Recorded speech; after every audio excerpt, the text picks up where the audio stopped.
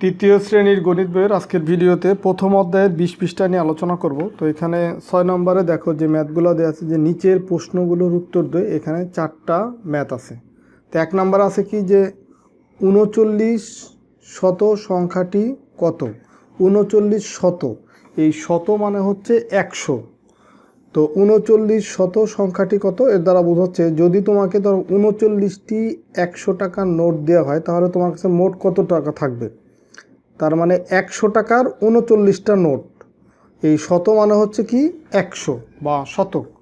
তার মানে এইখানে এই 39 শত সংখ্যাটি হবে 39, এর সাথে গুণ হবে কত? শত মানে হচ্ছে 100, তার মানে এর সাথে গুণ হবে 100। তো 39কে যদি 100 দিয়ে গুণ করি, দেখো এখানে দুইটা শূন্য যদি আমরা বাদ দিই থাকে কি 1। তো সেই 1 দিয়ে 39কে গুণ করলে পাবো কত? 39ই পাবো। এই 9 অক্ষে 9, 3 অক্ষে 3, আর এই বাদ দেওয়া দুইটা শূন্য এখানে দিয়ে দিলাম। তার মানে এই সংখ্যাটি হবে 3900। তো এরপরে দেখো 2 নম্বর যে 122 শত সংখ্যাটি কত? 122 শত, তার মানে 122টি 100 টাকার নোটে যা হবে তাই। তো এখন তার মানে 122 গুণ হচ্ছে কত? 100। 122 শত, শত মানে হচ্ছে শতক বা 100। 122টি 100 গুণ করলে কত হবে? যে 122 গুণ 100, তো এখানেও দুইটা শূন্য বাদ দিব, থাকবে কত? 1। সেই 1 আর 122 যদি গুণ করি, এই 1 দিয়ে যাকে গুণ করব ওই সংখ্যাটাই হবে। তার মানে 1 দিয়ে 122কে গুণ করলে 122ই থাকবে, আর বাদ দেওয়া দুইটা শূন্য দিয়ে দিলাম। তার মানে এখানে পাবো হচ্ছে 12,200। এটাই হচ্ছে উত্তর। 3 নম্বরে দেখো 2900 এ কয়টি শত আছে? এখানে আবার দেখো একটু ভিন্ন, এখানে আছে কয়টি শত আছে, এই পরেরটাও কয়টি শত আছে। তো 2900 এ কয়টি শত আছে? তো আমরা আগের যেমন 1, 2 এর ক্ষেত্রে এই 100 দিয়ে গুণ করে তারপর আমরা মানটা বের করছি, আর এখানে হচ্ছে কয়টি শত, এই শতর সংখ্যাটা বের করতে হবে। সেই ক্ষেত্রে হচ্ছে তোমার 100 দিয়ে ভাগ করতে হবে। দেখো 2900-র ভিতরে কয়টি 100 আছে, তার মানে 2900 ভাগ হবে কত? 100। তো যখন আমরা এরকম 100 বা 1-এর পরে 0 এরকম কোনো সংখ্যা দিয়ে বা মানে ভাগ করার সময় লাস্টে 0 যদি থাকে, দেখো 100 হোক, 200 হোক, 500 হোক, যাই হোক, এখানেও দেখো এই একটা সার্থক অঙ্ক 1-এর পরে 2টা শূন্য আছে, এখানেও 2টা শূন্য আছে। তো যদি এই লাস্টে 1 বা একাধিক শূন্য থাকে আর সেটা ভাগের ক্ষেত্রে এই ভাজ্য আর ভাজকের ভিতরে সেটা কাটাকাটি করা যায়। তার মানে এখানকার একটা শূন্য কাটবো, এখানকার একটা শূন্য কাটবো, এখানকার একটা কাটবো, এখানকার একটা কাটবো, তাহলে এখানে নিচে থাকে 1, সেই 1 দিয়ে এটাকে ভাগ করলে এই 29ই পাবো। তার মানে এখানে হবে 29। এই 2900 এ কয়টি শত আছে? 29টি শত আছে। আবার দেখো 91,000 এ কয়টি শত আছে? তার মানে এখানে 91,000, এটাকে ভাগ করব কত দিয়ে? যেহেতু শত বলছে তার মানে 100 দিয়ে ভাগ করব। যদি কয়টি হাজার আছে বলতো তাহলে এখানে আমি 1000 দিয়ে গুণ করতাম। কয়টি 10 আছে যদি বলতো তাহলে 10 দিয়ে ভাগ করতাম। শত বলছে বিদায় হচ্ছে 100 দিয়ে ভাগ করতেছি। তো এখানেও দেখো এখানকার একটা শূন্য, এখানকার একটা শূন্য বাদ, এখানকার একটা, এখানকার একটা বাদ। তার মানে এখানে থাকবে এই শূন্যগুলো বাদ দেওয়ার পরে 910। 910 1 দিয়ে এটাকে ভাগ করলে 910 হবে। তার মানে এটা হচ্ছে উত্তর। তো এরপরে দেখো 7 নম্বরে আরও কিছু ম্যাথ আছে। এখানে খালি ঘরে সংখ্যা লিখি। এখানে দেখো একটা স্কেলের মতো দেয়া আছে, এখানে অনেকগুলো দাগ টান আছে। যেমন এটা একটা পজিশন, এটা হচ্ছে 0 পজিশন, আর এই পজিশনটা হচ্ছে 100। তো এরপরে দেখো একটা খালি ঘর, আবার একটা মান দেওয়া আছে, আবার খালি ঘর দেওয়া আছে, এখানেও খালি ঘর দেওয়া আছে। তো খালি ঘরে সঠিক সংখ্যা বসাতে হবে। তো এখন সঠিক সংখ্যা বলতে কত হবে সেটা আগে বুঝতে হবে, আর সেটা বোঝার জন্য পাশাপাশি দুইটা সংখ্যার ব্যবধান বের করতে হবে। দেখো এইখানে 0, এখানে 100, তো এই দুইটা পাশাপাশি সংখ্যা, তার মানে এই 0 থেকে 100 এর ব্যবধান কত? 100। তো এখানে দেখো ভিতরে আবার আরও ছোট ছোট দাগ টানা আছে, 1, 2, 3, 4, 5, 6, 7, 8, 9, 10। তার মানে এই 0 থেকে 100 পর্যন্ত এর ভিতরে 10টা দাগ টানা আছে। তার মানে এর প্রত্যেকটা ঘর হচ্ছে 10 করে, 10, 20, 30, 40, 50, 60, 70, 80, 90, 100 যদি 10 করে আমরা বাড়াই আর কি। তার মানে 0-র পরে হচ্ছে 100। তো এরপরে দেখো এখানেও 10 ঘর আছে, দেখো এই যে 110, 120, 130, 140, 150, 160, 170, 180, 190, এই 200, তার মানে 10 10 করে বাড়ছে। তার মানে এই খালি ঘরে হবে কত? 200। যেই খালি ঘরে কত হবে? 200। এরপরে দেখো এখানেও 10 10 করে বেড়ে এটা হচ্ছে 300। তো 300-র পর আবার 10 করে যদি বাড়তে থাকে 310, 20, 30 এভাবে করে এটা হবে 400। তো এরপরে দেখো আবার এই পরের সংখ্যাটা এই এখান থেকে এই পর্যন্ত এখানেও 10 ঘর আছে, তার মানে 400-র পরে হবে 500, 500-র পরে 600। তার মানে প্রত্যেকটার ক্ষেত্রে এই 0 থেকে বা 0 থেকে এই পর্যন্ত 100, মানে 100 করে বাড়ছে। এরপরে আবার এখানে 100 বাড়ছে, মানে 200 হয়েছে, 200-র পরে 100 বেড়ে 300, 300-র পরে 100 বাড়ার পরে 400, 400-র পরে 100 বাড়ছে 500। প্রত্যেকটা ঘর এরকম 100 করে বৃদ্ধি পাইছে। নিচের লাইনে দেখো এখানে আছে 2300, তার মানে পরের ঘরটা যদি 100 বাড়ে তাহলে 2000 কত হবে? 400 হবে, 2400।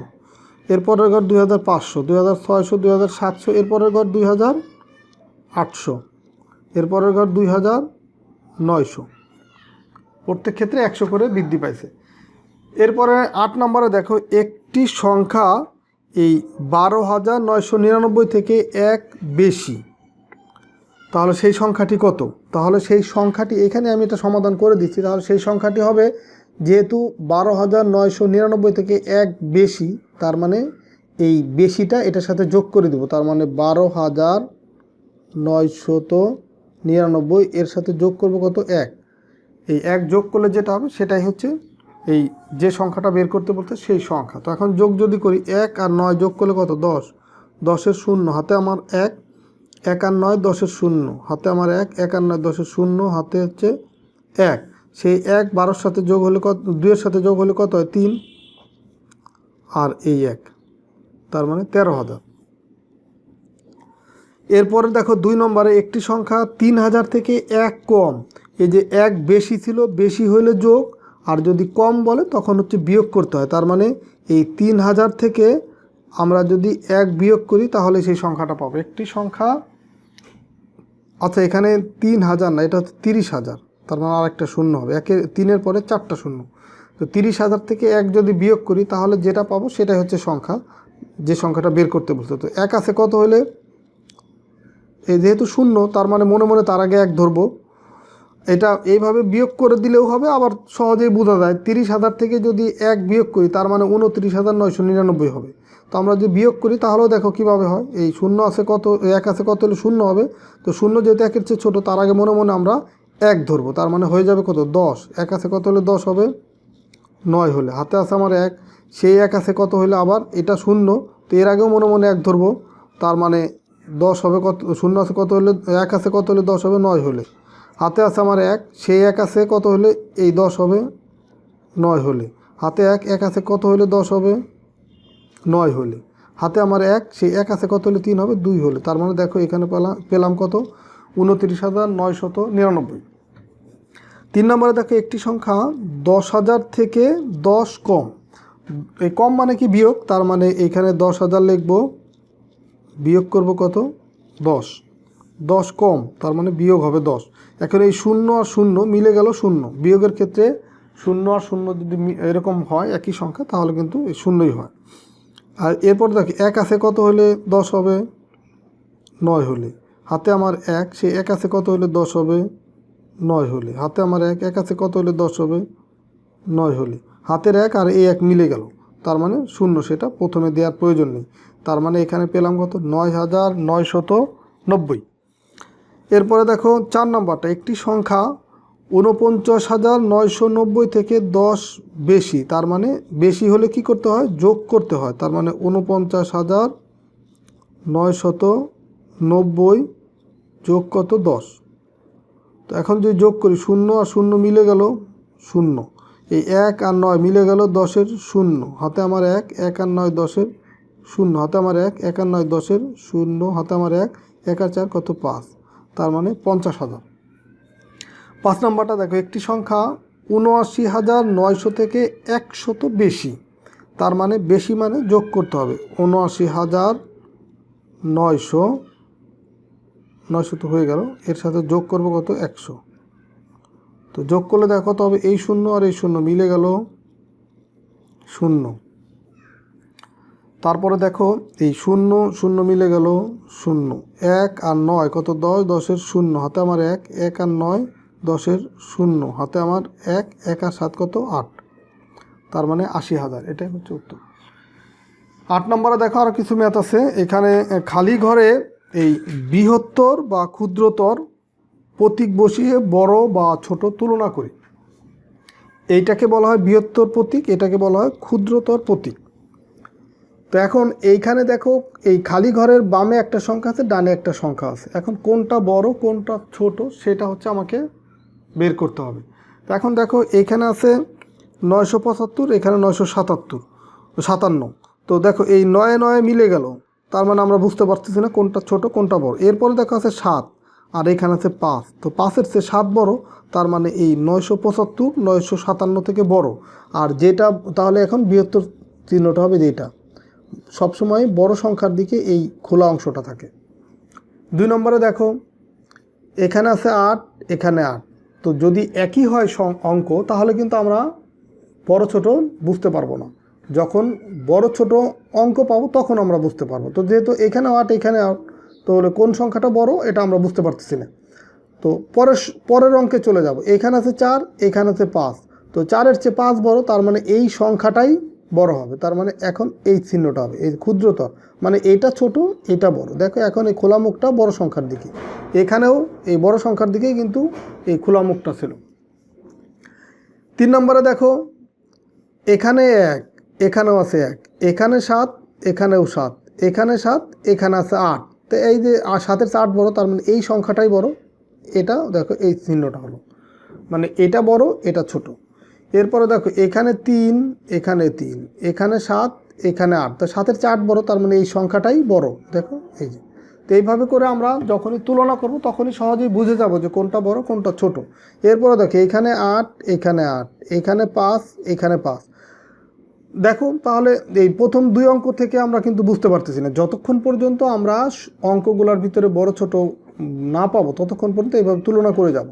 এরপরে দেখো এই 7, এখানেও 7 মিলে যাচ্ছে, এখানে 9, এখানে 8। তো 8-এর চেয়ে 9 বড়, তার মানে এই সংখ্যাটাই বড় হবে। এখন দেখো এই যে এটা হবে। এরপরে দেখো এইখানে 7, এইখানে 1, এখানে 1, এখানে 7, এখানে 8।